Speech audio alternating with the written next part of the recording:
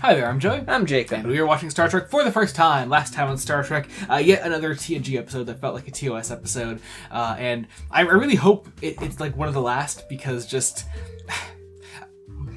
I've tried not to bring it up too much, but Gene Roddenberry is going to be dead soon in our watch through, and that excites me greatly. I don't know how much of this is his... I don't know how much of this is his fault, but whatever. Today we're watching an episode called Clues. Clues? Clues.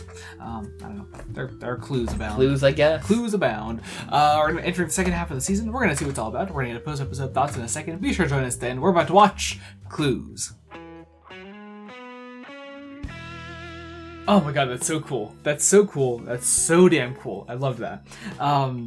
Oh man, I'm gonna bring it up because I was like I wasn't sure, but it was still pretty apt in the end. Call of Cthulhu is a game that I'm always fascinated by. I've never played it, but I'm always fascinated by the one mechanic in it, which is like your sanity, which is like, you know, the more aware you become of the horrors that exist within the world, the more insane your character goes, and eventually leads to death in that game. And it reminds me, this very much reminds me of that idea of just like, there's this amazing paranoia throughout this episode that captures that same feeling of like, maybe we're better off not knowing. I got that idea the entire episode. And it's only properly verbalized in like the last third, but otherwise, like, there's enough mysteries that have reached a point where you're like, maybe we don't find out. Mm-hmm. Yeah. We're probably better off not finding out. Yeah. And they in fact were. Yeah, totally, and they still don't find out in the end. And I have to say, there's an important aspect to the kind of storytelling of like, oh, it was all a dream, of like, oh, everything gets wiped by the end, and you know, it doesn't really matter, but it does matter in this case because when everything is a dream, it literally didn't happen. Mm-hmm. In this case, there is first off a narrative purpose to our mind wipe. Also, it still definitely happens, and those aliens are still out there, and Data still remembers it. And also, I wonder if this could maybe come back eventually someday. Maybe I don't know. Like, Data still has that knowledge. He now has the knowledge of what happens, and more importantly, what happens if he screws up. Yeah, and it's Data. I don't think he ever will screw up, but perhaps a later encounter with these aliens is further down the road. Perhaps maybe in another show or something like that. Maybe, yeah. But, I'd be curious to see how a crew without Data on it could perhaps handle a situation like this. I think that'd be really interesting. But what was the opening of this? I like the idea of Picard being like, we're on a nice, smooth journey. I can't imagine there are any bad things about to happen. And of course, bad things do happen. Immediately. That's because the camera's turned on. Exactly. But once again, we're back in the life of Dixon Hill, our private detective, as Picard has taken on the role of his favorite fictional detective. And this time, Guinan has joined him for one scene. They all go over for one scene in the entire episode, and it's very strange. But we have Guinan here as well, which is very nice. You had a theory, and I guess it might be right. I think I'm pretty confident. Perhaps the commenters could tell us, without spoiling things, of course. Were there like a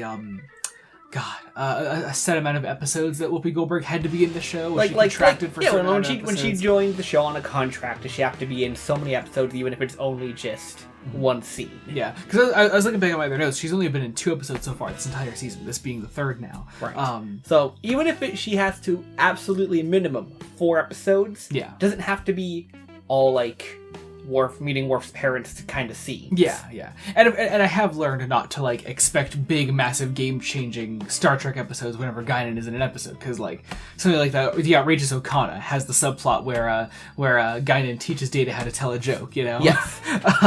Which is funny in its own way, but it's not a game changer. Exactly. It doesn't need to be.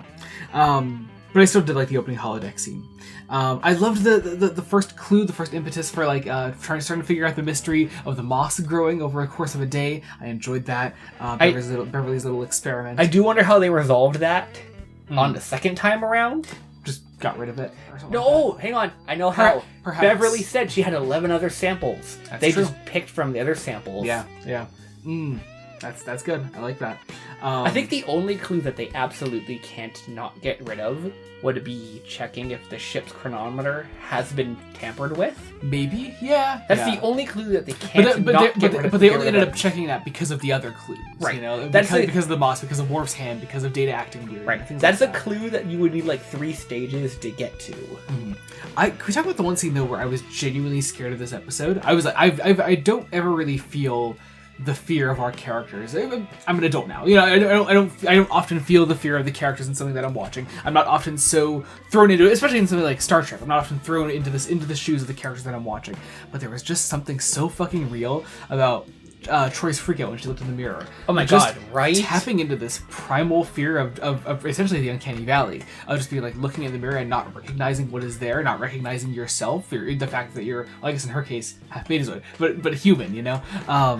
I don't know. I was just so taken by that, and I loved the horror of that moment. I bought that performance. I bought just the concept of that scene. I really really loved that. I think that's. I wonder how they got around that too, because I assume the way I read that is that happened because that's the body, the Paxoids. I think that I forgot what the name was. Yeah, that they took over Troy. Mm-hmm. So like. Because of who she is. Mm-hmm. Like, when she looked in the mirror, she probably got hit with a whole ton of stuff all at once. Yeah. So I wonder, that's the other one I'm curious how they got around. Mm-hmm. Yeah, it is fascinating. I mean, not that I expect them to like go into like exactly how they fixed the. No, I expect this will probably never come up again in any immediate future. Yeah. Speaking of things we didn't expect to ever come up again, we have O'Brien in this episode mentioning Kiko again. Keiko, which I love. O'Brien is married. It's just a part of the show now, and I love that. I love that for him. I love O'Brien. What a great character. He fell during the wormhole. Yeah. While hanging a plant for her. What a guy. I love him so much. God, what else? The flashback scene was great. I love the way they portrayed that. I thought that was great. God, I just also loved the twist of just like Picard's the one that gave him the order. I figured that like earlier in the episode. I was like, oh no, what if one of the first things I thought after the wake up and the implication of more time passing, I was like, oh, maybe Picard told him to do that, but then everything else in the episode was telling me otherwise. Mm-hmm. But as the more I thought about it, I was like, no, Data would only really take the order to actively lie if it was from Picard or Starfleet themselves. And Picard even says, like, oh, did you get the order from Starfleet? Because it's a logical conclusion to start drawing. Yeah. He would take orders from 3 entities. Mm-hmm. Picard, probably Riker being a senior officer above him. Yeah. And then any number of Starfleet commanders on. Yeah, exactly. It's a fairly logical conclusion for Picard to go, this is a really weird-ass situation. Mm-hmm. Did Starfleet say ignore this? Yeah. Just... Oh, a great episode. I absolutely loved this. This was awesome. Great, genuine horror, like paranoia, suspense, great sci-fi concepts, great character work in general. I just got everything I look for in a Star Trek. Yeah, really, really good stuff. I think that does it.